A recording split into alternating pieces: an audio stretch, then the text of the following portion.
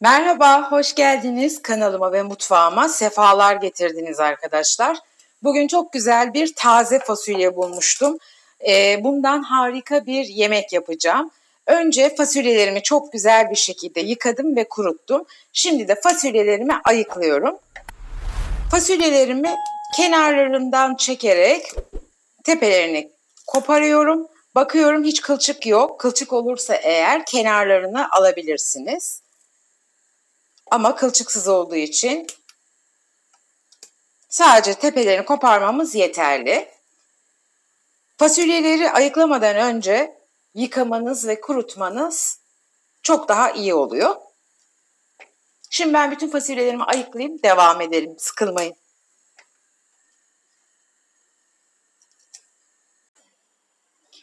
Taze fasulyelerimi ayıkladım. Şimdi bunları güzelce keseceğim. Çok lezzetli bir yemek bu. Şimdi tam güzel taze fasulye zamanı. Fasulyeleri ufak ufak doğruyoruz. Bu arada da bir tencereme suyumu koydum. Ocağıma açtım. Ve suyum kaynamaya başladı. Bu kestiğimiz fasulyeleri biraz haşlayacağız. Fasulyelerimizi bu büyüklükte hepsini tek tek doğruyoruz. Ayşe Katın fasulye bulmuşum. Çok lezzetli. Zeytinyağlısını yapmıştım geçen gün. Bir de bunu yapmak istedim. Sizinle de paylaşmak istedim. Çoğu kişi bunu yapıyor ve biliyordur ama bilmeyenler için ben bir kere daha göstermek istedim. Farklılık arayanlara fasulyesini biraz daha değişik pişirip lezzet almak isteyenlere bir alternatif olsun istedim. Evet, fasulyelerimi doğradım. Suyum da kaynıyor. Şimdi suyuma bir 2-3 çay kaşığı kadar tuz koyuyorum. Bir 2 yemek kaşığına yakın da elma sirkesi koyuyorum. Elma sirkesi fasulyenin yumuşamasını kolaylaştırıyor. Hem de ekstradan bir lezzet katıyor. Koymanızı tavsiye ederim. Şöyle biraz karıştırıyorum ve doğradığım fasulyelerimi suyumun içerisine boşaltıyorum. Kapağımı kapatacağım ve 15-20 dakika, 25 dakika fasulyenin cinsine göre değişir. Yumuşamasını sağlayacağım. Fasulye biraz geç pişer, serttir. Kontrol etmekte fayda var. Dediğim gibi bir 20 dakikayı, 25 dakikayı bulabilir. Fasulyelerim yumuşasın. Diğer işlemlerimiz için geri geleceğim. Taze fasulyelerim 25 dakikaya yakın kısık ateşte güzelce kaynadı ve yumuşadılar. Kontrol ettim. Şimdi soğuk suya çıkartıp süzeceğim fasulyelerimi. Bir adet kuru soğanımı minik minik yemeklik olarak doğruyorum. Soğanım biraz irice. Sadece 2 malzeme, kuru soğan ve taze fasulye ile muhteşem bir lezzet çıkıyor ortaya.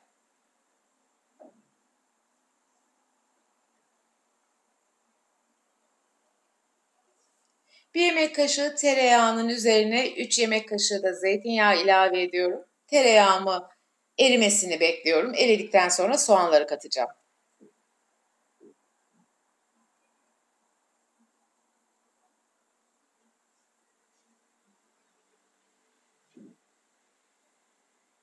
Tereyağım eridi.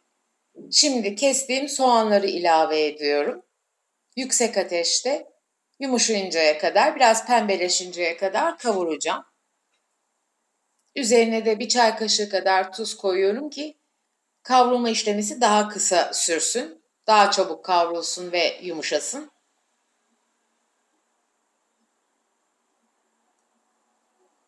Yüksek ateşte karıştıra karıştıra yakmadan soğanımızı yumuşatıyoruz.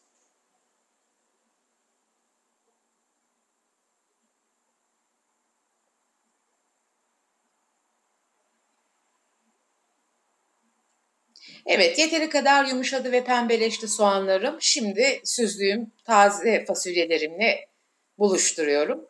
Çünkü birlikte de kavrulacaklar.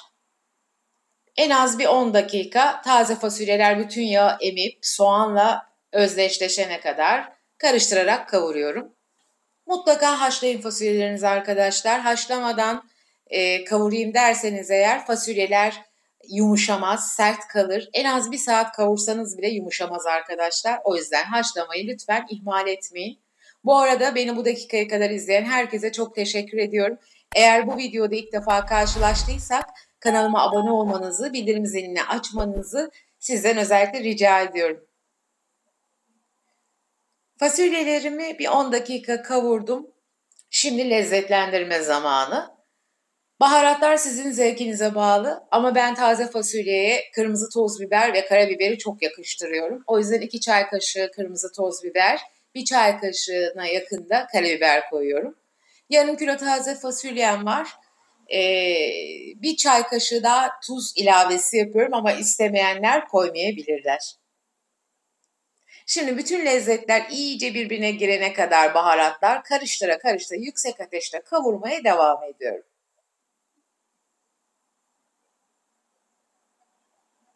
Neredeyse olmak üzere zaten. Karıştırarak kavuruyorum. Evet, gördüğünüz gibi gayet güzel karıştı. Bir 2-3 dakikada baharatlarıyla kavurup yumurtasını kıracağım.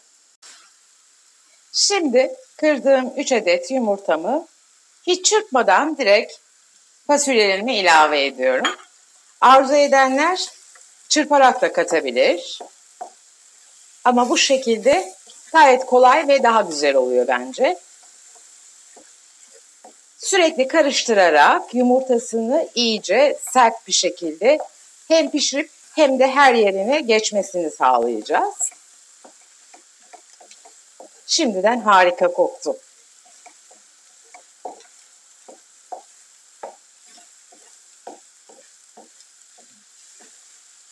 Olmak üzere arkadaşlar. Dediğim gibi yumurtasını iyice yalnız sertleştirmek, iyice pişirip katılaştırmak gerekiyor.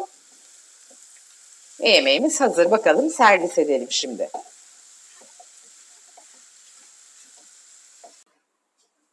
Evet arkadaşlar, harika taze fasulye kavurmamız yumurtalı hazır oldu. Yapılışı bu kadar kolay ama muhteşem bir lezzeti var. Umarım tarifimi evinizde denersiniz. Bilmeyenler bu lezzeti mutlaka tadarlar. Deneyecek olanlara şimdiden afiyet olsun diyorum. Videomu beğenmeyi, kanalıma abone olmayı ve bildirim zilini açmayı lütfen unutmayın.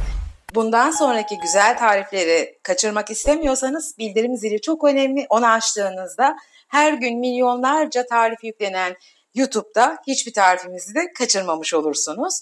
Bizlere de destek olmuş olursunuz. Kanalıma abone olmak ve bildirim zilini açmak tamamen ücretsizdir. Beni izlediğiniz için çok teşekkür ediyorum. Bir sonraki videoda görüşmek üzere. Kendinize çok iyi bakın. Sevgiyle kalın. Hoşça kalın.